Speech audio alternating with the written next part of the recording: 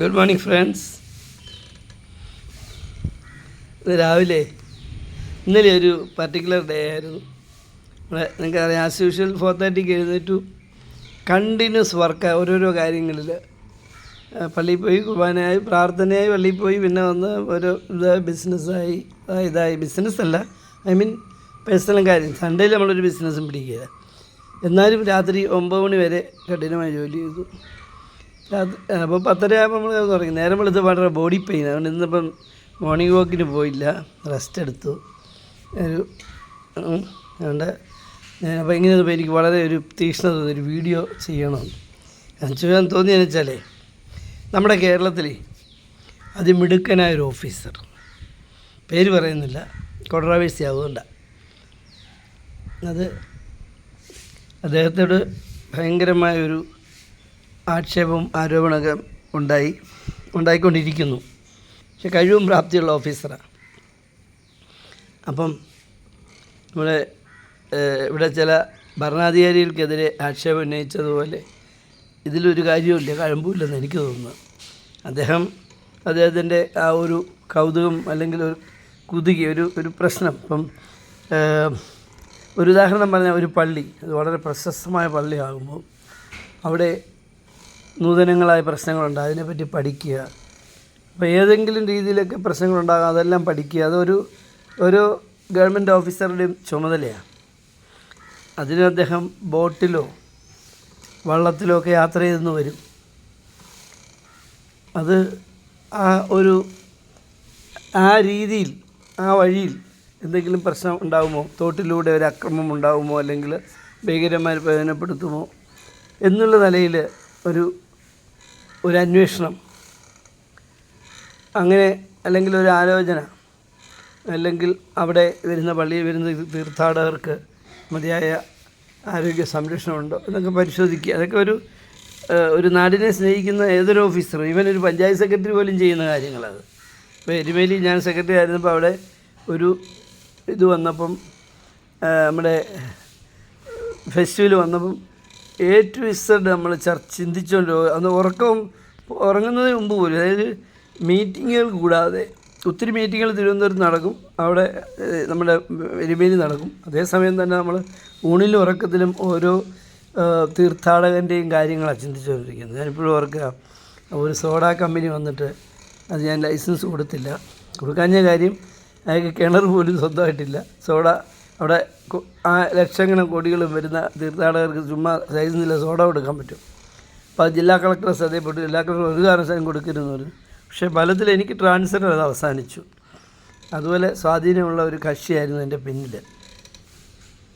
എന്നുവെച്ചാൽ നമ്മൾ നീതി നടപ്പാക്കാൻ വേണ്ടി, അതിനകത്ത് ട്രാൻസ്ഫർ വരും, പരി വരും, അതൊന്നും ഒരു പ്രശ്നമല്ല. നീതിയിൽ നിന്ന് വിട്ട് നമ്മൾ വ്യതിചരിക്കത്തില്ല. ഞാനിപ്പോൾ ഓർക്കാം എന്ന് പറഞ്ഞതുപോലെ, ഒരു നീതിനിഷ്ഠനായ ഒരു ഓഫീസർക്കെതിരെ ഇങ്ങനെ, അത് വലിയ കാര്യമൊന്നുമില്ല, കുശുംബന്മാർ കുറച്ചൊരു കൂടിയ നമ്മളെ താൽക്കാലികമായി കേൾത്താൻ പറ്റും, പക്ഷേ ആത്യന്തികമായി നമ്മൾ വിജയിക്കുക തന്നെ ചെയ്യും. അപ്പം ഈ ഓഫീസർ അയാൾ ന്യായയുക്തനാണെന്നാണ് എനിക്ക് തോന്നുന്നത്. ഞാൻ കണ്ടിട്ടില്ല, മിണ്ടിയിട്ടില്ല, പക്ഷെ പഠിച്ചപ്പോൾ അദ്ദേഹത്തിൻ്റെ ഓരോ ചലനങ്ങളും, ഇപ്പം ഈ ചില കള്ളക്കടത്ത് തടയുന്ന കാര്യത്തിലാണെങ്കിലും, അതുപോലെ മറ്റു പല കാര്യങ്ങളിലും അദ്ദേഹം തീക്ഷ്ണാലുവായിരുന്നു. അതുകൊണ്ട് തന്നെ ആ വിഭാഗത്തിൻ്റെ കഠിനമായ വിദ്വേഷം അദ്ദേഹം പിടിച്ചു പറ്റി. ഒരിഞ്ച് വിട്ടുവീഴ്ചയില്ലാതെ അതൊക്കെ അടിച്ചമർത്തിയതിൻ്റെ പേരിൽ, അല്ലെങ്കിൽ അടിച്ചമർത്തുകയല്ല, അഡ്മിനിസ്ട്രേറ്റീവ് ടാലൻറ്റ് പ്രകടിപ്പിച്ചു. എന്തായാലും കൊള്ളാം. ഉദ്യോഗസ്ഥന്മാർ നാടിൻ്റെ സുരക്ഷയെ പ്രതിയോ, അല്ലെങ്കിൽ താങ്കളുടെ ഔദ്യോഗിക ഫീൽഡിൻ്റെ ഭാഗമായോ ചിലപ്പം വിചിത്രമായ ചില യാത്രകൾ നടത്തിയെന്ന് വരാം. കൊച്ചുവള്ളത്തിൽ പോയെന്നിരിക്കാം, കെട്ടുവള്ളത്തിൽ. എന്നാൽ ഇപ്പം നിങ്ങളുടെ സുരക്ഷ പ്രശ്നമല്ലേ, നിങ്ങൾ സേഫ്റ്റി ജാക്കറ്റ് ധരിച്ച് മാത്രമല്ല യാത്ര ചെയ്യാവുന്ന ഒരു പത്രക്കാരനോ ഒരു മാധ്യമക്കാരനോ എഴുതിയാൽ അത് അത്രേ ഉള്ളൂ. ഈ ഓഫീസർ ചിലപ്പം ജാക്കറ്റ് ഇടാതായിരിക്കും ബോട്ടേ പോയത്, അല്ലെങ്കിൽ ചിലപ്പം ട്രാക്ടറിലായിരിക്കും വയലിലൂടെ പോയത്. അതായത് ജീവിതത്തിൻ്റെ ഔദ്യോഗികമായപ്പെട്ടതല്ലെങ്കിലും ആ ചുമതല നിർവഹിക്കുന്നതിൻ്റെ ഭാഗമായി ഒരു RDO മണ്ണെടുക്കുന്നു എന്നറിഞ്ഞപ്പം നേരെ റോഡ് ചെന്നാൽ പിടിക്കുന്നതിന് അയാൾ ഒരു ബോട്ടേ കയറിപ്പോയാലോ, അല്ലെങ്കിൽ ഒരു കർഷകൻ്റെ വേഷം ധരിച്ച് ഒരു ട്രാക്ടർ ഓടിച്ച് ചെന്നാലോ അതിനകത്ത് തെറ്റ് പറയാൻ പറ്റുമോ? എന്ന് പറഞ്ഞതുപോലെ ഈ നമ്മുടെ നാട്ടിൽ മാത്രമേ ഇങ്ങനെയുള്ളൂ. നമ്മൾ ഇത്തരം കാര്യങ്ങളാണ് പരിഷ്കൃത രാജ്യങ്ങളെ നമ്മൾ വെച്ച് ചിന്തിക്കേണ്ടത്. നമ്മളോടൊപ്പം കാലങ്ങളായി ജീവിക്കുന്ന ഒരു സഹപ്രവർത്തകനായിരിക്കും അവിടുത്തെ പോലീസ് ഓഫീസർ, അല്ലെങ്കിൽ അവിടുത്തെ അഡ്മിനിസ്ട്രേറ്റീവ് ചുമതലയുള്ള റവന്യൂ ഓഫീസർ. അപ്പോൾ അത്തരത്തിൽ പോലും അവർ അതാണ്. അപ്പം ഏതൊരു വിധേനയും കാര്യങ്ങൾ ഗ്രഹിക്കുക എന്നുള്ള അവരുടെ ആ സ്വാതന്ത്ര്യത്തെ നമ്മൾ പത്രക്കാരായിട്ടും അല്ലെങ്കിൽ നമ്മൾ പൊതുജനങ്ങളായിട്ടും അത് ഇടപെടുന്നത് ശരിയല്ല. വളരെ സമർത്ഥനായ ഒരു ഗവൺമെൻറ് ഓഫീസറെയാണ് ഞാൻ മനസ്സിൽ കാണുന്നത്. അദ്ദേഹം ഒരു റവന്യൂ ഓഫീസറോ ഹെൽത്ത് ഓഫീസറോ ഒക്കെ ആയിരിക്കാം, ഞാനതൊന്നും പറയുന്നില്ല. ഒരു ഓഫീസർ എന്തായാലും ആ നല്ല മനുഷ്യനെ ഇകഴ്ത്തുന്നത് നമ്മുടെ നാടിന് ദോഷമേ സംഭവിക്കുമെന്നാണ് എനിക്ക് തോന്നുന്നത്. അദ്ദേഹം ഏത് കാര്യം ചെയ്താലും അത് വെടിപ്പായിട്ട് ചെയ്തിട്ടുള്ളൂ. അദ്ദേഹം ഭവനം വെക്കാൻ പോയി പരിശോധിച്ചപ്പോൾ ഒന്നുമില്ല. അതായത് സാധാരണ നിലയിൽ നിന്ന് വളർന്ന് വലിയ വലിയ പൊസിഷനിലേക്ക് വരുമ്പോൾ എന്ത് വേണേലും പറയാമല്ലോ. ഞാൻ ഒരു ഗവൺമെൻറ് ഓഫീസറായിരുന്നു. നമ്മൾ പലപ്പോഴും വീട് വെക്കുന്നത് 50 വയസ്സിലേക്കാണ് ഒരു വീട് വെക്കുന്നത്. അതേ പറ്റുള്ളൂ, കുഞ്ഞുങ്ങളുടെ പഠനം ഇതിലൊക്കെ. അപ്പോൾ അങ്ങനെ വീട് വെക്കുന്ന ഒരു ഓഫീസറെ ആണ് ഇവർ എഴുതുന്നത്. ഇവിടെ നമുക്കറിയാം പല IAS ഓഫീസർമാരും 2ഉം 3ഉം വീടുമൊക്കെ വെച്ച് അവസാനം ജയിലിലോട്ടൊക്കെ പോയി നമ്മൾ കണ്ടതല്ലേ. ആ നാട്ടിലാണ് റിട്ടയർ ആയപ്പോഴാണ് ഒരാൾ വീട് ആ വീടിനെ പറ്റിയാണ് ആക്ഷേപം. നമുക്ക് മനസ്സിലാകുന്നില്ലേ? അപ്പം നമ്മൾ ഏത് കാര്യം പറയുമ്പോഴും ഒരല്പം വൈജ്ഞാനികത അതിൽ ഉണ്ടായിരിക്കണം. നമ്മളല്പം ഗൗരവമായത് കാണണം. ഒരു സിൻസിയർ ഉദ്യോഗസ്ഥനെ പറ്റി പറയുമ്പം തീർച്ചയായിട്ടും നമ്മുടെ നാട് മുമ്പോട്ട് പോകുന്നത് ഒരു വിഭാഗത്തെ കൊണ്ട് മാത്രമല്ല. നമുക്കറിയാം, നമുക്ക് 3 തൂണുകൾ, നമുക്ക് ലെജിസ്ലേച്ചറുണ്ട്, അഡ്മിനിസ്ട്രേഷനുണ്ട്, അതുപോലെ 3 നമ്മളെ നിയമമുണ്ട്. ഇവരെല്ലാം കൂടെ ചേരുമ്പോഴാണ് ഈ പില്ലർ പൂർത്തിയാകുന്നത് അല്ലേ. അപ്പം എല്ലാവരും ഒരേ ലക്ഷ്യത്തിൽ മൂവ് ആകുന്നത് കൊണ്ടാണ് കേരളം ഇങ്ങനെ മുന്നോട്ട് പോകുന്നത്. കേരളം മുന്നോട്ട് പോകുന്നില്ല, കേരളം നശിച്ചു പോയി എന്ന് പറയുന്ന ആളുകൾ ഇവിടെ ധാരാളം ഉണ്ട്. എന്ത് പറയാൻ, ഇപ്പം കോരിച്ചൊരിയുന്ന മഴ, ഇന്നലകളിൽ കാണാത്ത മഴ പെയ്യുക. അപ്പം ടാറിട്ട റോഡ് പൊട്ടുന്നു, ഉടനെ അത് വീഡിയോ എടുത്ത് കുഴികൾ എണ്ണുന്നു. ചില ആശാമ ഒരു പണിയില്ല, നമ്മളെ എങ്ങനെയും ടിവിയുടെ മുമ്പിൽ പിടിച്ചിരുത്തണം. അതിന് കുഴികൾ നടന്നുണ്ട്. കുഴി വരും, ഈ മഴ അവിടെ മാറുമ്പോൾ കുഴി അടയ്ക്കും. അത് സ്വാഭാവികമല്ലേ. വണ്ടി ഓടിക്കുമ്പം നമ്മളെങ്ങനെയാണ് ഇപ്പോൾ വണ്ടി ഓടിക്കുന്നത്? 70-80 ഓടുന്നു, നമ്മളിപ്പോൾ 50-60 ഓടിക്കുന്നത്. കാരണം കുഴിയുണ്ടെന്ന് നമുക്കറിയാം. ബൈക്കുകാരനും അത് ശ്രദ്ധിച്ച് പോകണം. രാത്രി കണ്ണും അടച്ച് ഭയങ്കര സ്പീഡിൽ പോകരുത്. മഴക്കാലമാണ്, വെള്ളം നിറഞ്ഞ് കുഴികളിൽ വെള്ളം ഉണ്ടാകും, ഉറപ്പല്ലേ?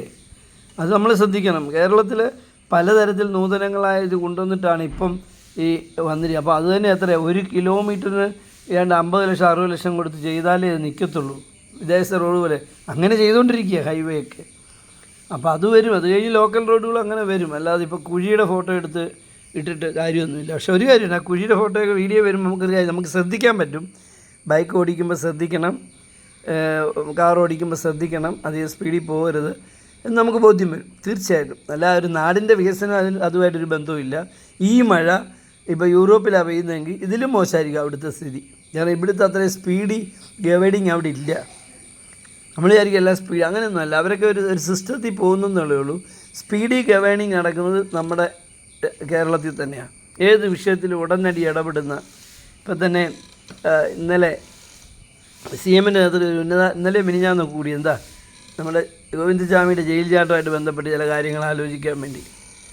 അപ്പോൾ അതിൽ ജയിൽ DGP ആഭ്യന്തര സെക്രട്ടറി മുഖ്യമന്ത്രിയാണ് മീറ്റിംഗ് കൂടിയത്. ഒന്ന് ആലോചിച്ച് നോക്കി, ഒരു സംഭവം നടന്നത് 48 അവേഴ്സിനുള്ളിൽ ഇത്ര തരത്തിലൊരു മീറ്റിംഗ് കോൺസ്റ്റിറ്റ്യൂട്ട് ചെയ്യാൻ തക്ക വിധം മെഷീനറി സജ്ജമാണ്. അതുപോലെ ഒരു കുട്ടി ഷോക്ക് അടിച്ച് മരിച്ചു, വളരെ ദുഃഖകരമായ സംഭവമാണ്. ആ സംഭവത്തിൽ ആക്ഷൻ കണ്ടോ, എത്ര സ്ട്രിഞ്ച് ആൻഡ് സിവിയർ ആക്ഷൻ, അതല്ലേ? അത് എവിടെ കിട്ടും ഇങ്ങനത്തെ ഒരു അഡ്മിനിസ്ട്രേഷൻ? അത് നമ്മൾ മനസ്സിലാക്കുന്നില്ലെങ്കിൽ അത് മനസ്സിലാക്കിയിട്ടും പറയുന്നില്ല. എന്തായാലും സൂപ്പർ ആയിട്ടുള്ള അഡ്മിനിസ്ട്രേഷനാണ് നടക്കുന്നത്. അതിപ്പം ഏതെങ്കിലും കൊടി വെച്ചുണ്ടല്ലോ, ഏത് ഗവൺമെൻറ് ആണെങ്കിലും ഇങ്ങനെ ഇവിടെ പറ്റത്തുള്ളൂ. കേരളത്തിലെ ജനങ്ങളാണ് മുന്നിൽ നിൽക്കുന്നത്. കേരളത്തിലെ ജനങ്ങൾ എഡ്യൂക്കേറ്റഡ് ആണ്, മോർ ഓവർ കൾച്ചേർഡാണ്, Moreover, they have so many experiences from traveling all the countries, almost all the countries. They are always plotting one place to one. അതാണ് കാര്യം. അറിവ്, നമ്മുടെ ആളുകൾ ധാരാളം യാത്ര ചെയ്യുന്നു, പഠിക്കുന്നു, മനസ്സിലാക്കുന്നു. ഏതൊരു നാട്ടിലും കൊണ്ട് ഇറക്കി വിട്ടാൽ അവനവിടെ അതിജീവിക്കും എന്നുള്ള കാര്യത്തിൽ യാതൊരു സംശയമില്ല. ഞാൻ ഓർക്കുകയാണ്, ഈ അടുത്ത കാലത്ത് ടി വിയിലൊക്കെ ഒത്തിരി ഗ്രാമർ എന്തൊരു കഷ്ടം. ഈ ഗ്രാമറാണ് നമ്മുടെ ആളുകൾ ഇംഗ്ലീഷ് പറയാൻ മടിക്കുന്നത്. What is language? Language is just for using for just mentioning ideas, transacting ideas, അതല്ലേ? ഞാൻ വലിയ ഇംഗ്ലീഷുകാരനൊന്നുമല്ല. ഞാൻ BCom അത് കഴിഞ്ഞ് പിന്നെ ഡിസ്റ്റൻസ് എഡ്യൂക്കേഷൻ MBAയും സൈക്കോളജിയൊക്കെ പഠിച്ചു. എൻ്റെ ഇംഗ്ലീഷ് അത്ര നല്ല ഇംഗ്ലീഷൊന്നുമല്ല. ഞാൻ അമേരിക്കയിൽ പോയിട്ട് സുഖമായിട്ട് അവരാരും ഒരു പ്രശ്നവും പറഞ്ഞില്ല. സായിപ്പന്മാരെൻ്റെ വലിയ കൂട്ടുകാരായിരുന്നു. പക്ഷേ എനിക്ക് അവർ പറയും പെട്ടെന്ന് മനസ്സിലാകുമ്പോൾ pardon me, will you please repeat it one more time? കാരണം അവർ റിപ്പീറ്റ് ചെയ്യും പയ്യെ, സ്ലോവിലാണ്. അപ്പോൾ നമുക്ക് മനസ്സിലാവും. നമ്മൾ പറയുന്നത് അവർക്കും ഞാൻ പറയാം അവർക്ക് മനസ്സിലായി. അവർ പറയും, അവരിങ്ങനെ നോക്കി ചിരിക്കും. അപ്പോൾ എനിക്ക് മനസ്സിലായി. അപ്പോൾ I again explain it. My body language and my എന്ന് പറയുന്നത് ടാലൻറ്റ് ഓഫ് സ്പീക്ക് അവർക്ക് പിടി കിട്ടും. അങ്ങനെ നമ്മളങ്ങ് ചില ഇത് ഈ ഇംഗ്ലീഷ് പറയണമെങ്കിൽ ഗ്രാമർ നോക്കണം. അങ്ങനെ ഇനിയും മനുഷ്യനെ പേടിപ്പിക്കരുത്. അതിൻ്റെ ഒന്നും ആവശ്യമില്ല. ഒരു ഇംഗ്ലീഷും ഇല്ലെങ്കിലും നിങ്ങൾ ഏത് രാജ്യത്ത് വരും ജീവിക്കും. ഇവിടെ ഫ്രഞ്ച് മാത്രം അറിയാവുന്ന ഒരിക്കൽ ഞാൻ കളക്ടറേറ്റ് സൂപ്രണ്ടായിരിക്കുമ്പോഴേ, ഡെപ്യൂട്ടി ഡയറക്ടർ ഓഫീസ് സൂപ്രണ്ടായിരിക്കുമ്പം ഒരു ഫോറിനറുടെ പേഴ്സ് പോക്കറ്റ് അടിച്ചു പോയി. അപ്പോൾ അവർ ഹൈലി എഡ്യൂക്കേറ്റഡ് ആണല്ലോ. അവർ പറഞ്ഞാൽ കളക്ടറേറ്റിലേക്കാണ് വന്നത്. കളക്ടറേറ്റിലേക്ക് വന്നപ്പം കളക്ടറേറ്റ് ഓഫീസ് തെറ്റിപ്പോയിട്ട് DDP ഓഫീസിലാണ് വന്നത്, എൻ്റെ ഓഫീസിലാണ് വന്നത്. അപ്പോൾ എൻ്റെ ക്ലർക്ക് എൻ്റെ അടുത്ത് കൊണ്ടുവന്നു. അപ്പോൾ ഞാൻ അവരോട് ആദ്യ ചോദ്യം, വുഡ് യു നോ ഇംഗ്ലീഷ്? എന്ന് പറയും, നോ ഐ ആം ഫ്രഞ്ച് മേഡാ. അപ്പം പക്ഷേ പിന്നെ ഞങ്ങൾ സംസാരിച്ചപ്പം എനിക്കറിയാം ഇംഗ്ലീഷിൽ എൻ്റെ ബോഡി ലാംഗ്വേജ് വെച്ചാൽ കാര്യം മനസ്സിലായി. അവസാനം ഞാൻ അവരെ കൊണ്ട് കളക്ടറെ ഏൽപ്പിച്ചു. കളക്ടറായിട്ടാകുമ്പോൾ അവർക്ക് ഈ ഫ്രഞ്ച് സ്പെഷ്യലിസ്റ്റുകളൊക്കെ വിളിച്ചു വരുത്താനും പക്ഷേ അതങ്ങനെ ചെയ്തു. അവരുടെ പേഴ്സ് പോയി. അവരെല്ലാം അത് കൈകാര്യം SP ഒക്കെ ആയിട്ട് ബന്ധപ്പെട്ട് നമ്മൾ സഹായിച്ചു. അവർ എഡ്യൂക്കേറ്റഡ് ആയതുകൊണ്ടാണ്. അല്ല കരഞ്ഞു പോയി അവർ നടന്നില്ല. അവർ നേരെ വന്നത് ഒരു ഓട്ടോ പിടിച്ച് വന്നത് കളക്ടറേറ്റിലേക്കാണ്. കളക്ടറേറ്റിൽ വന്നപ്പോൾ ഏതൊരു ഓഫീസർ എന്നുള്ളത് ഞാനതിൽ ഇടപെട്ട് ഞാൻ നേരെ അവരെയും കൊണ്ട് കളക്ടറേറ്റിൽ ചെന്നു, ഏൽപ്പിച്ചു കൊടുത്തു. കളക്ടറേറ്റിൽ ചെന്നാൽ അവിടെ ഫ്രഞ്ച് അറിയാവുന്നവരെ അവർക്കറിയാം ആരൊക്കെ അങ്ങനെ ഉണ്ട്. അപ്പോൾ അവർ SP ആയിട്ട് ബന്ധപ്പെട്ടു, ഫ്രഞ്ച് അറിയാവുന്നവരെ കൊണ്ടുവന്നു, പ്രശ്നം തീർത്തു. അവർക്ക് ആവശ്യമായ ഫണ്ടൊക്കെ കൊടുത്തു, അവരുടെ എംബസി ബന്ധപ്പെട്ടു. അങ്ങനെ അതൊരു ഓഫീസറുടെ ഡ്യൂട്ടിയല്ലേ, അങ്ങനെ ചെയ്തു. ഞാൻ പറയുന്നത് ഭാഷ അതിൻ്റെ ഗ്രാമർ പഠിക്കണമെന്നല്ല ഞാൻ പറയുന്നത്. പക്ഷേ അത് യൂസേജ് വന്നോളും, അത് ക്രമേണ. അതുകൊണ്ട് ഇംഗ്ലീഷ് പറയാതിരിക്കരുത്. നമ്മുടെ MA ലിറ്ററേച്ചർ പാസ്സായാലും ഇംഗ്ലീഷ് പറയാത്ത ആളുകളെ എനിക്കറിയാം. കോളേജ് പഠിപ്പിക്കുന്ന ആളുകൾ വെൽ ഇംഗ്ലീഷ് അല്ല പറയുന്നത്. നമുക്ക് അതിലൊന്നും ഒരു കുഴപ്പമില്ല. Language just for mentioning ideas എന്ന് മനസ്സിലാക്കുക. ഓക്കെ, അപ്പോൾ എങ്കിൽ നമ്മൾ ഇംഗ്ലീഷ് പറയാൻ തുടങ്ങും. അല്ലെങ്കിൽ പറയത്തില്ല. ഗ്രാമർ ശരിയാക്കി അങ്ങനെ പോയാൽ അത് ഒരിക്കലും പറയത്തില്ല. അതുകൊണ്ട് അങ്ങനെ പേടിപ്പിക്കുന്ന രീതിയിലേക്ക് പോകരുത്.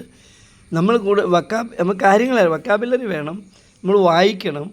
ഇപ്പോൾ ഇംഗ്ലീഷ് സംസാരിക്കണമെന്നതിന് കൂടുതൽ വായിക്കണം, TV കാണണം. ഇപ്പോഴത്തെ കുട്ടികളൊക്കെ ആണല്ലോ സൂപ്പർ ഇംഗ്ലീഷ് പറയുന്നത് എങ്ങനെയാണ്, അവർ ചാനൽ കാണും, ഇംഗ്ലീഷ് ചാനൽ. അപ്പോൾ അതിലെ സ്പീക്ക് അവർ ശ്രദ്ധിക്കും. ഒരു കാര്യം മനസ്സിലായില്ല, അവർ നമ്മളോട് ചോദിക്കും എൻ്റെ മീനിങ് എന്താ, അല്ലെങ്കിൽ അവർ വാച്ച് ചെയ്യും. പല പ്രാവശ്യം ഒരേ കാര്യം ഇത് ഇന്ന മീനിങ് എന്ന് ഇങ്ങോട്ട് പറഞ്ഞു തരും. അങ്ങനെ അവരെ ഗ്രഹിക്കും. അപ്പോൾ അവർ നന്നായിട്ട് ഇംഗ്ലീഷ് പറയുന്നുണ്ട്, ഉപയോഗിക്കുന്നുണ്ട്. നമ്മളെക്കാൾ നന്നായിട്ട് ഇംഗ്ലീഷ് അവർ പറയുന്നുണ്ട്, അല്ലേ? എൻ്റെ കൊച്ചുമക്കളൊക്കെ ഇംഗ്ലീഷ് പറയുമ്പോൾ ഞാൻ തന്നെ അവരെ കണ്ടുപഠിക്കും. ഞാൻ അവരോട് ഡൗട്ട് ചോദിക്കുമ്പോൾ അവർ അത് ബോഡി ലാംഗ്വേജിൽ അവർ എക്സ്പ്ലെയിൻ ചെയ്തിട്ട് അതിനൊന്നും നമുക്കറിയാൻ മേലാത്ത കാര്യം അറിയാൻ മേലെന്ന് പറയുന്നത് ഒരു കുഴപ്പമില്ല. നമ്മളിങ്ങനെ വലിയൊരു നമ്മൾ ഒത്തിരി പഠിക്കുന്നുണ്ട്, വായിക്കുന്നുണ്ട്. എങ്കിലും നമ്മൾ ചെന്നെത്താത്ത മേഖലകൾ ഇനിയും ഒട്ടനവധിയുണ്ട്. എനിക്കാവും നമുക്ക് മുമ്പോട്ട് പോകാം. നമ്മുടെ ഇപ്പോൾ ഇവിടെ കഠിന മഴ വന്നു, ഒരു പാനിക്കും ഇല്ലല്ലോ. ഏതെങ്കിലും ഒരു ഗവൺമെൻറ് ഓഫീസർ പാനിക്കായിട്ട് പറയുന്നുണ്ടോ? ഇല്ലല്ലോ. അവരിതൊരു എണ്ണയിട്ട ചക്രം പോലെ എല്ലാം പോവുകയാണ്.